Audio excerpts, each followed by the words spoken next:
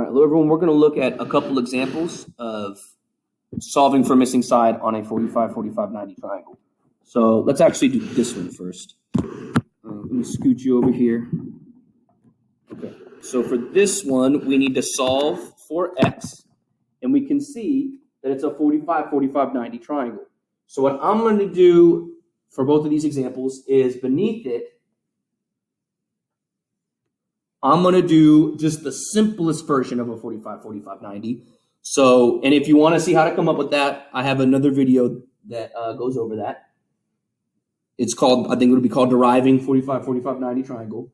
So the simplest version of a 45, 45, 90, let me label these, 45, 45, 90. The simplest version of it has a 1 across from each 45, and a root 2 across from the 90. That's the simplest possible version. So what we have right now, we need to figure out what x is. And in this current situation, the side that should have been root 2 has been turned into 17. So what you want to think about, and remember, all of these sides, it's the same ratio. So you need to think root 2 times what will turn into 17. So what I'm trying to think about here is root 2 times what number will turn into 17.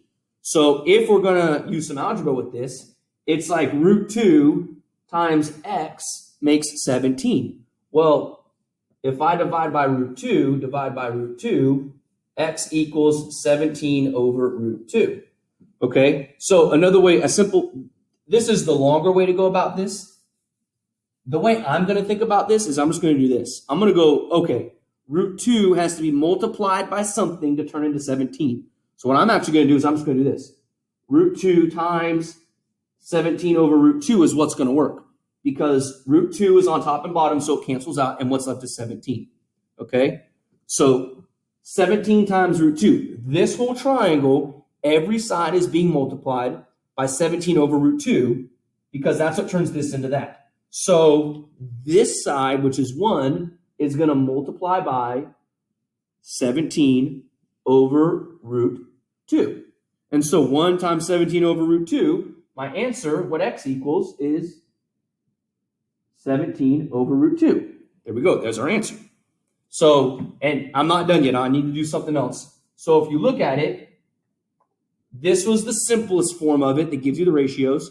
So if the side that is root 2 turns into 17, the side that is 1 turns into 17 over root 2. There's multiple ways to approach this, but that's always been the easiest for me, and I feel is easiest to understand, is take the simplest version of a 45, 45, 90 and compare it to the example you're given. Now that we've done that, let me show you something. If your answer is 17 over root 2, that answer is not going to be accepted. You cannot have a square root on the bottom. So here's the trick to deal with that. So I'm just going to go over to the side right here. If we have 17 over root 2, and we're not allowed to give that answer, well, then what we're going to do is we're going to multiply it by square root of 2 over square root of 2. You might be asking, well, why am I doing that? The reason is, first off, you can't do a square root on the bottom. That's just that kind of answer is not allowed. You can leave a square root on the top. You cannot leave a square root on the bottom. Root 2 over root 2 is the same as 1, right? A billion over a billion is the same as 1. So this is essentially just multiplying it by 1, which doesn't change it. But instead of writing 1 over 1, we write it as root 2 over root 2. That is a trick you can always use on fractions. If you don't like something on top or something on bottom, you can multiply by 4 over 4 or a billion over a billion, or in this case, root 2 over root 2, because of how it will simplify things. So on top, 17 times root 2 is going to give us 17 root 2, okay? And then on bottom, you'll have root 2 times root 2, which would be root 2 squared, okay? Now, what happens when a square root gets squared? Well, the square root and the squared cancel each other out. So the final answer will just be 17 root 2 over 2.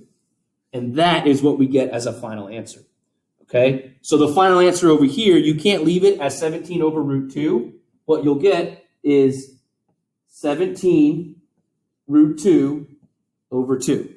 And in this particular case, it just asked for x. But if it also asked for this side, well, you know that both legs are the same. So this side is also 17 times root 2 over 2. There we go. Okay, let me scoot over here. Let's do another example. Okay, once again, we're going to solve for x. With this example, though, I want you to notice that things are shifted a little bit. So if you took what I used the last time, which I made a triangle like this, and it was 1, 1, root 2, this could kind of confuse you because in this case, the right angle is on the bottom left. Over here, it's on the upper right. An extremely important thing you need to understand when dealing with 45, 45, 90s, 30, 60, 90s, and honestly, any type of trick, sine, cosine, tangent, all that kind of stuff.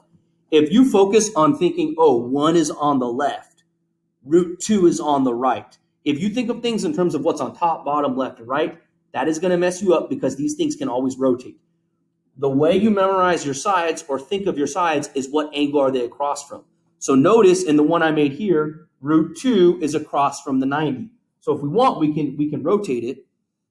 And the way this is going to work is root 2 is what exists across from the 90. Across from the 45. Oh, you know what? When I made this example, I should have labeled these. This would be a 45. This would be a 45. But across from this 45 is 1. Across from this 45 is 1. So notice how it tilts when the example tilts. All right? So what we have right here, this is root 2. And root 2 is going to be multiplied by something, and that will make it turn into 5 root 12. So let me scoot this way so we got more room to work with. So what we need to think, again, you could go about it like this. I think this is the easiest way to go about this. Root 2 times what number will turn into 5 square root of 12. Okay? So what we're going to do here is divide by square root of 2.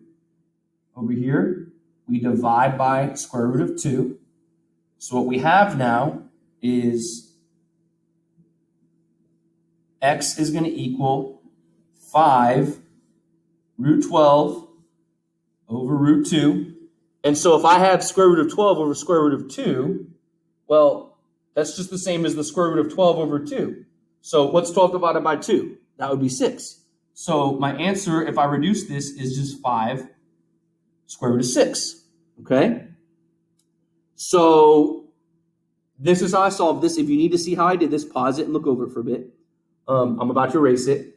So what's happening, if my answer is 5 root 6. So the idea is that what the original was, everything is being multiplied times 5 square root of 6.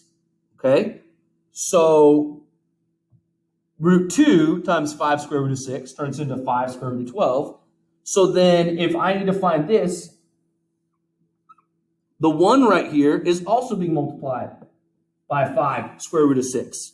And then the 1 right here to turn into this side is times 5 square root of 6. So just think, what is 1 times 5 square root of 6? Well, 1 times anything is just itself. So the answer up here is 5 square root of 6. If the problem also wanted you to find this side, remember both legs are the same, so it would just be 5 root 6 for your answer right here as well. And then you are done. So that's how we do this. Again, I would always take it. You get the problem they give you. Take the very simple generic form of 1 and 1 across from the 45s and root 2 across from the 90, and then figure out what each side is being multiplied by to turn into the problem they give you. Normally for these, they will give you one side and the other two will be unknown. So in this case, they gave me 5 root 12, and I compare that to the root 2, and I go root 2 times what turns into 5 root 12. You get that number, and then multiply both sides by that, and then you'll solve it. So that is how we do this. I hope you find this helpful. Email me if you have more questions, or leave a question in the comments, and I will get to it when I can.